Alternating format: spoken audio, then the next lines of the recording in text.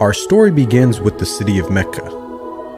It is said that when Adam and Eve were first expelled from paradise, the two were separated, with Eve having landed near the city of Mecca and Adam having landed somewhere in the Far East.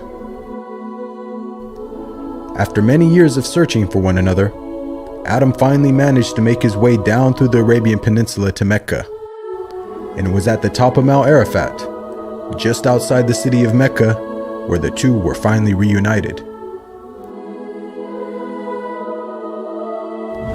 Mecca is also significant because it is considered the first place on earth that God Almighty was worshipped alone.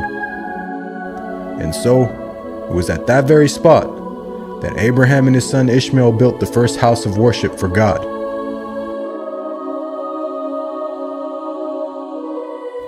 In honor of this, God Almighty had built in the heavens a similar structure for the angels.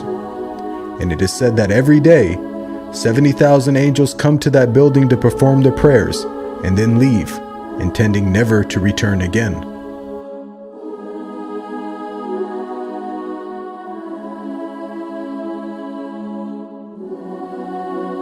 When Abraham and Ishmael had finished building the sacred house, there was still one brick that had to be put in its place.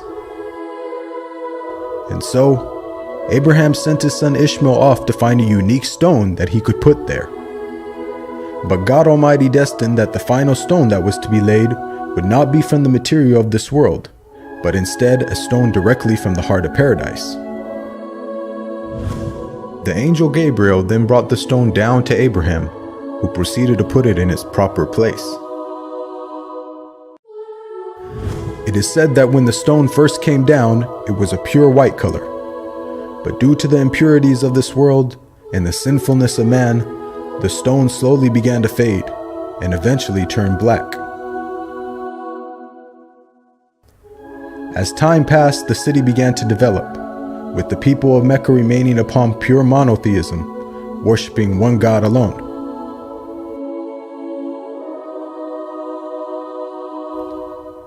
This despite the fact that their neighbors in Egypt, Mesopotamia, and the Levant had been practicing paganism for centuries. But this was all to change when a merchant by the name of Amr ibn Luhay had decided to conduct his business outside of Mecca. Amr then proceeded to journey northwards until he reached the lands of Levant. There, Amr would witness for the first time things like modern architecture, advanced literature, and of course, the practice of paganism. Amr was so impressed by all that he had seen that before leaving, he asked if he could take one of the idols back home with him. The people agreed, and so Amr took the idol and placed it along with the other goods and merchandise in his caravan.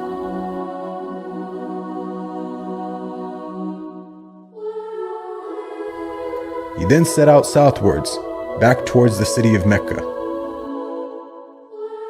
When Amr arrived back home, he immediately took the idol and placed it right in front of the sacred house. He then proceeded to tell the people that this was now going to be the God that they worship. Sadly, this concept faced little, if no resistance. And as time passed, the people began to worship more and more different idols, until it is said by the end of the 6th century, there were over 360 different idols surrounding the sacred house in Mecca.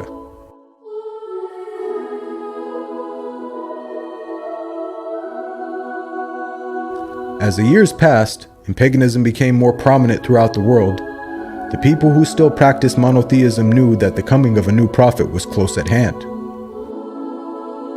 And so, either through deductive reasoning or through interpretation of their holy text, many had concluded that the Arabian Peninsula was the most probable place God would send his new prophet.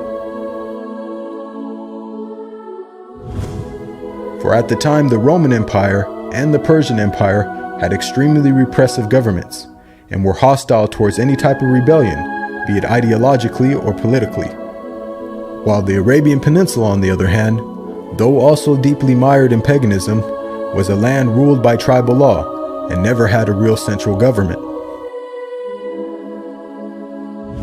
As time went by, it appears that more and more people began to move down to the Arabian Peninsula to await the coming of the next prophet.